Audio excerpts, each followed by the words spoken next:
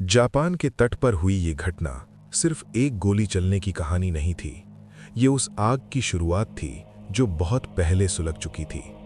समंदर के किनारे एक आदमी को गोली लगी और वो पानी में गिर गया। उसका नाम था पुष्पाराज। लेकिन इस कहानी को समझने के लिए हमें थोड़ा पीछे जाना होगा। फ्लैशबैक। ये वही शादी थी जहां सब कुछ सामान्य लग रहा था।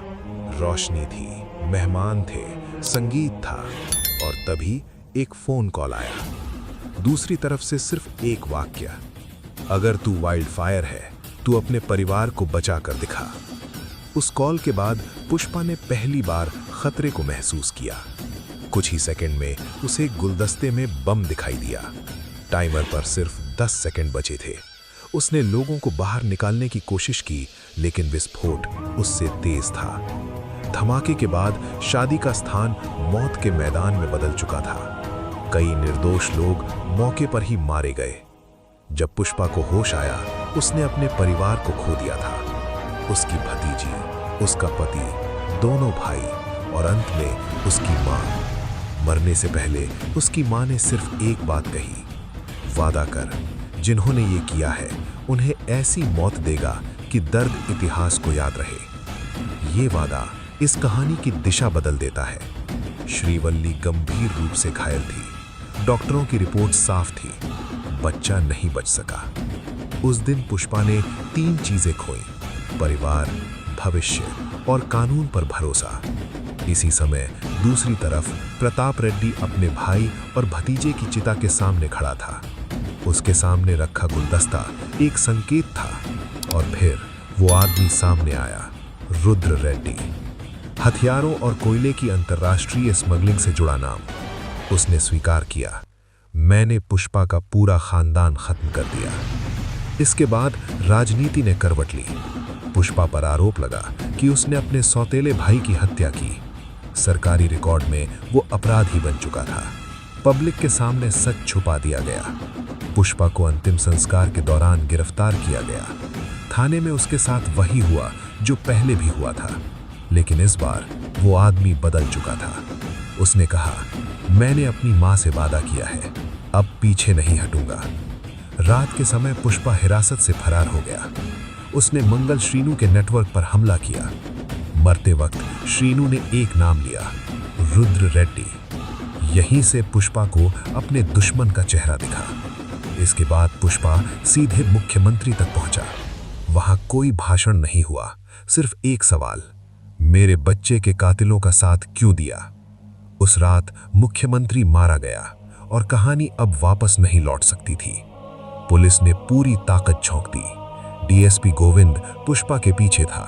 8 गोलियां लगी और पुष्पा एक झील में गिर गया। सरकारी रिकॉर्ड में वो मरा हुआ था, लेकिन सच्चाई अभी बाकी थी।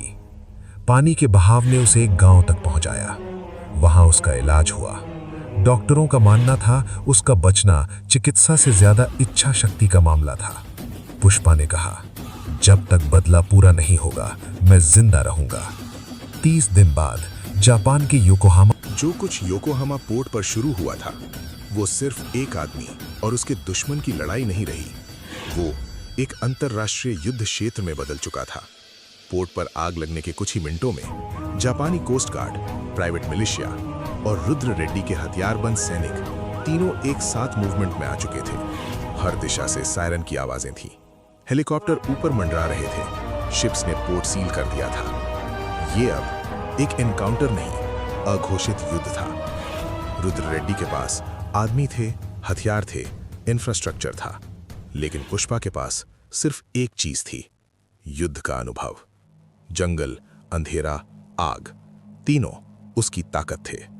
जैसे ही रुद्र के सैनिक फॉर्मेशन में आगे बढ़े, पहली गोली सामने से नहीं आई, वो ऊपर से आई। एक क्रेन गिराई गई, पूरी स्क्वाड एक झटके में खत्म। डॉक्यूमेंट्री रिकॉर्ड्स बताते हैं, उस पल से रुद्र की फौज रिएक्ट नहीं कर रही थी, सिर्फ रिस्पॉन्ड कर रही थी।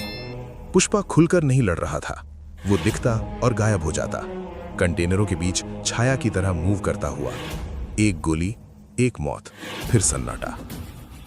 ये क्लासिक गुरिल्ला वॉरफेयर था। उसी समय केशव ने दूसरा मोर्चा खोला। पोर्ट की लाइटिंग सिस्टम डाउन कर दी गई। पूरा इलाका अंधेरे में डूब गया।